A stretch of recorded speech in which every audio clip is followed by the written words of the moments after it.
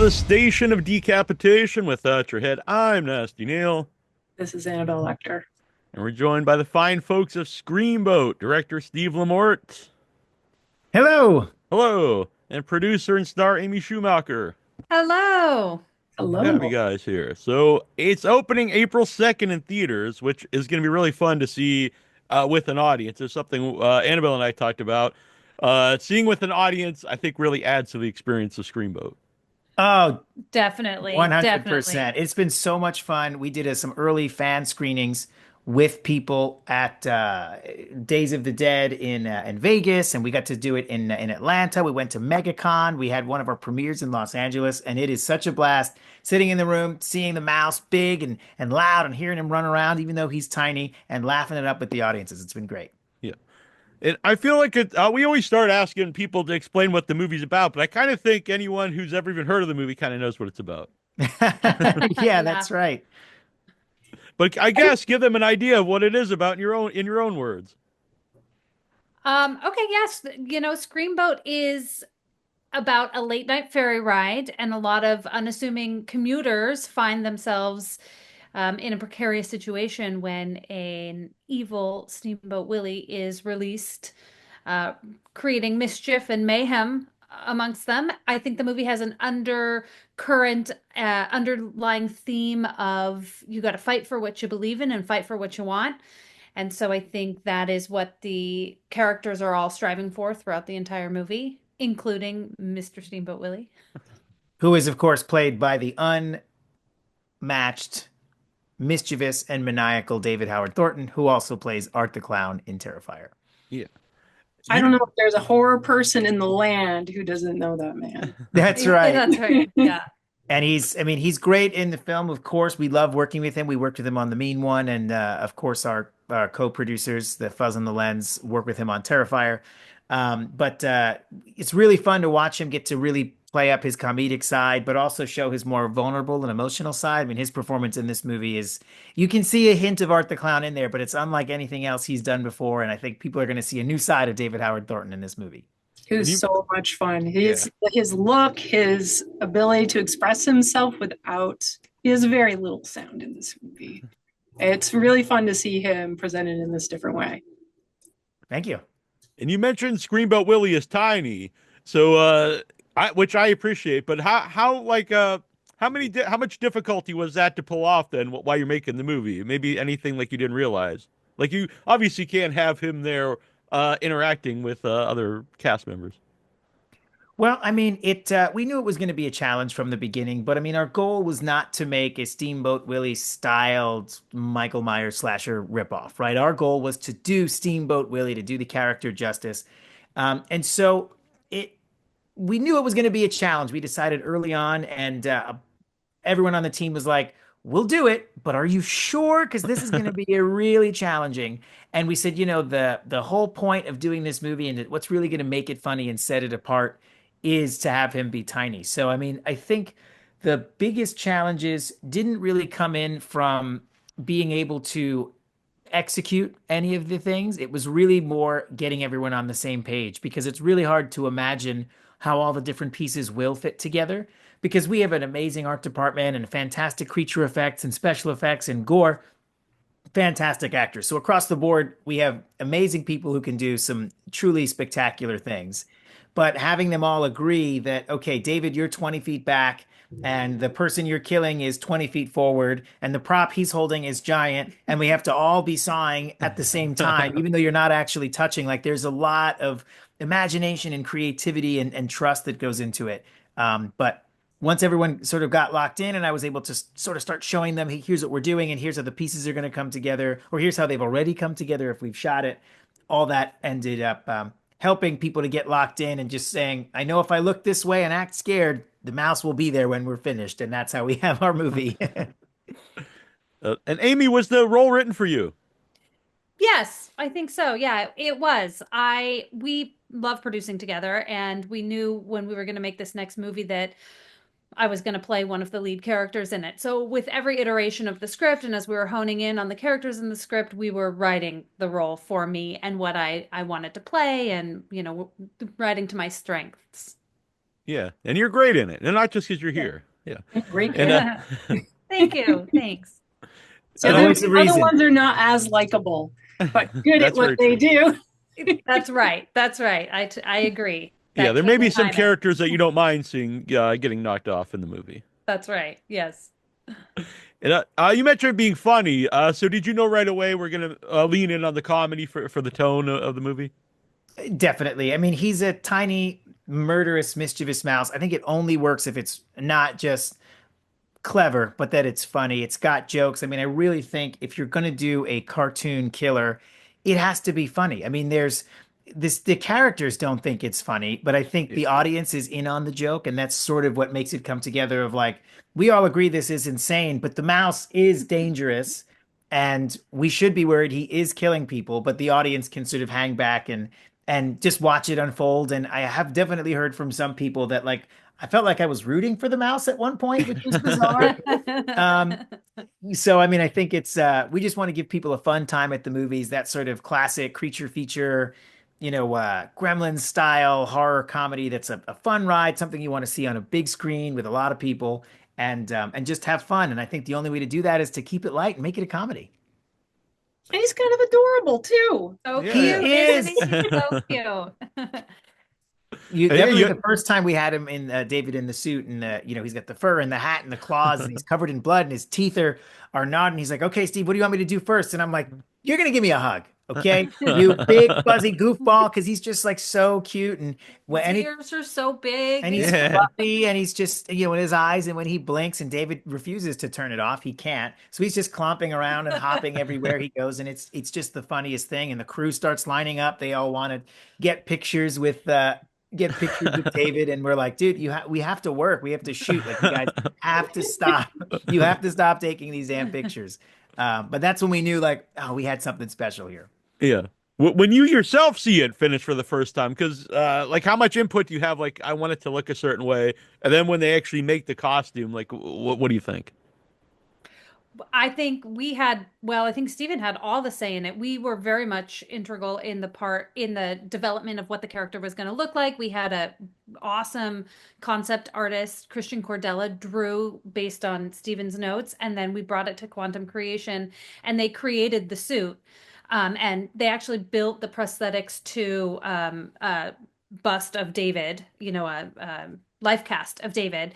And so as we were watching it get developed and his scale and proportions and how all of that was going to work, that was a really big important part in it. And then David has a stand-in, which is a puppet that we use sometimes in the movie. You've seen it, so you've seen it sometimes in the movie, and he's a replica of the big suit, which is for David.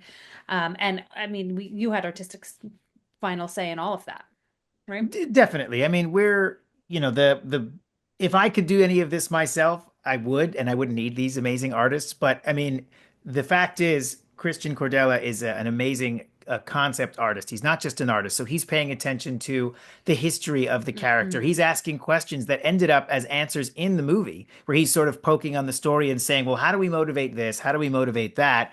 And it all turned into conversations that led to A, the story making more sense, but B, the design being something that is actually doable because he has to scale the design to fit on David Howard Thornton's body. Where are the seams going to go? How are we going to make this believable? Will it be functional? Because you don't cast someone like David and then bolt him into a Tin Man costume and say, perform.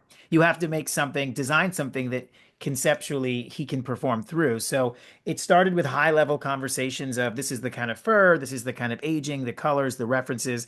And then it moved forward through if David is going to move his eyebrows, if he's going to be able to whistle, if we want his nose to move, how are we going to do that? It has to be with makeup. So we knew right away he couldn't look like a theme park mascot because if his face was huge and his cheeks were big and we just got a little bit of mouth movement, he wouldn't be able to do all those amazing expressions he's known for. So being able to have that conversation and work with these incredible artists and have them help us bring it to life in a way that would be really functional. I can point a camera at David and he can dance, he can whistle, he can move his nose, he can move his ears, and he can really perform. And it's like no special effects needed. And it all comes from them. And a pleasant surprise, I don't know what David was doing with his face under that prosthetic, but he was able to move it even more than we anticipated. And he was able to make his whiskers move and his nose move. And he must have been contorting his face in a crazy way underneath there, but he really was able to do it. And it creates so much expression in the character, which is so important when he's emoting and not using words. He's using sound and just like energy coming from his body. It really makes his performance stand out. And there is something too, I think, that is lost in either animation or in animatronics, where you have to build these things to do what's in your brain. So there are no accidents with animatronics. Either he blinks or he doesn't. They hit the blink button and he blinks, right? Or you have with the VFX, you're pouring your soul into the digital puppet you're manipulating. But with a creature in a suit, a man in a suit, if he turns and he hits the light just right, we have something that none of us could have dreamt, that when he steps in front of this light and turns in this way and sneezes, that we're going to get this thing. So it creates this really interesting, unpredictable magic where none of us know what we're going to capture. Because when he furrows his brow and turns his shoulders like this, it's magic. And that's what I love about practical filmmaking, because you just get these happy accidents that we could never have planned. And I have to say, the origin of him in the movie, the animation of the animated part, I think that's very, very clever. It's kind of a brilliant part of the movie. It's very funny, and if people know anything about, what they're actually talking about, I think it adds a lot to it. And the animation itself is wonderful. It's very much like the source material. Thank you. It was, I mean, we wanted to make sure that we paid some loving homage to the source material. Some people think that maybe we don't like Steamboat Willie or we're not Disney fans, but this, I mean, this is a love letter to all things Disney, and we wanted to reference his origins and reference the story and reference the movies and the VHS and the rides and the corporate culture and all that stuff. But it all comes from a place of love. So how could we do this without at least a little bit of animation? Yeah, yeah. It was really wonderful, really, truly to think, like Neal was saying, it's just such a clever way in where the audience gets some more of that. Like, I think someone was saying, like, feeling kind of like a little empathy for Yes. Yeah. And there's a lot of little Easter eggs. Annabelle picked up on it more than me because I think she knows more about the Disney cartoons, about like different dresses people are wearing and their different colors, their different this one. Yeah, yeah. Yeah, it was cool. Did you see them? Did you know it right away when you saw them? It Annabelle took, did. yes, I was just a few moments, and then I saw it was Jasmine. And then you Yeah. knew. Oh, this is Yeah. yes. It was amazing. And then I was saying to Neal all the different things. Did you see it? Yeah. Some people, if they're not looking for it, they don't get them. I like the idea that people are inside, like they're getting sort of a, not an inside jokes, but they're in the club, right? They're getting the references and they're seeing it, and I think that's just so much fun. And something that I think ends up being really fun is that it gives it rewatch value. We've heard from a couple of people that this is the second time I saw it. I caught so many things I didn't see before. I saw so many references I didn't catch before. And so I think that's really fun because the Easter eggs are everywhere. And I assume there's a sequel in the works, or is that a hopeful thing, or? Well, I mean, you have to see the movie to see where the ending leaves off, but I can Right. definitively say that when it comes to Steamboat Willie, there are lots of stories left to tell on the Staten Island Ferry. And you yourself are from Staten Island, so it feels like a New York movie because there's a lot of talk about New York and being hopeful, and so there's a lot of crazy kills and a crazy little mouse, but it's also a nice movie. Thank you. Well, Yeah. look, we wanted to make an homage to our hometown. I'm from Staten Island. I've ridden that boat 10,000 times. That's why that boat that we shot on specifically even was a boat I used to take back and forth going to Oh, wow. college and dreaming up horror movies and thinking like, man, there's some crazy people on this boat. And once we take off, it's like 22 minutes of terror. We're stuck on this thing.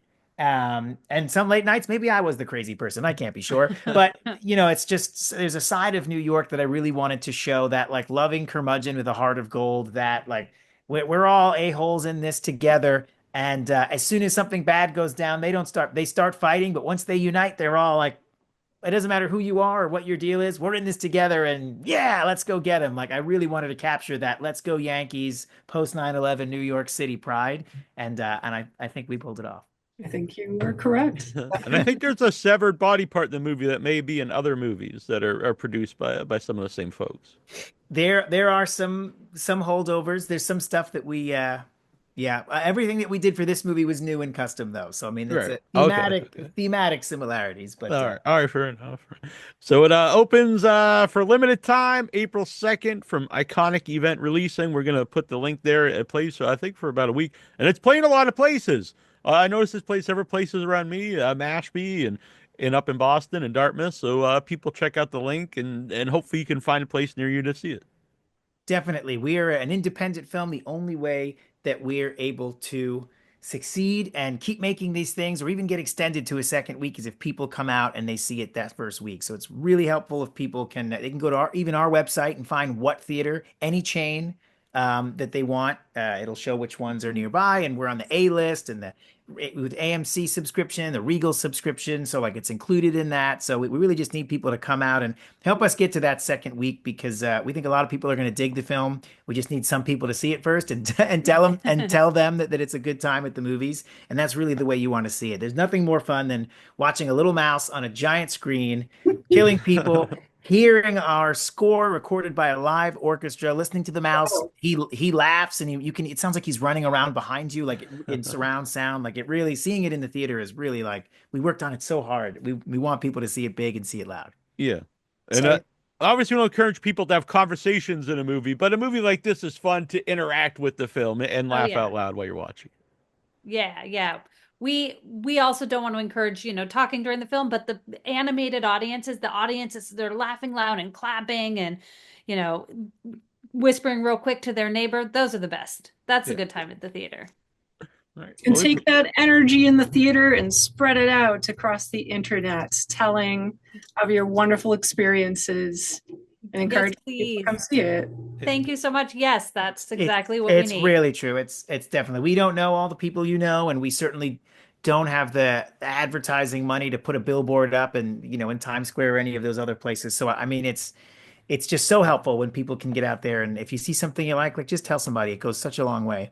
And then IMDb also. Yeah. that's yes. right. Yes, Yes, rating on please. IMDb. If you're a Rotten Yeah. Tomatoes user, rating on that, all of that, it just helps because it's a challenging proposition to put an independent movie in the theaters, but we've had a lot of fun doing it, and we've had a lot of fun sitting with people who've had fun watching the movie, and we just want to share that with everybody. So the best chance we can have is if people can really take ownership of it and they really can make a difference. Ask their theater if the theater's not playing it or just getting the word out. If you see something you like, it's how we get original movies made and how we get original movies seen. And it really is all up to the fans and audiences around the world. very cool. Screamboat, go see it.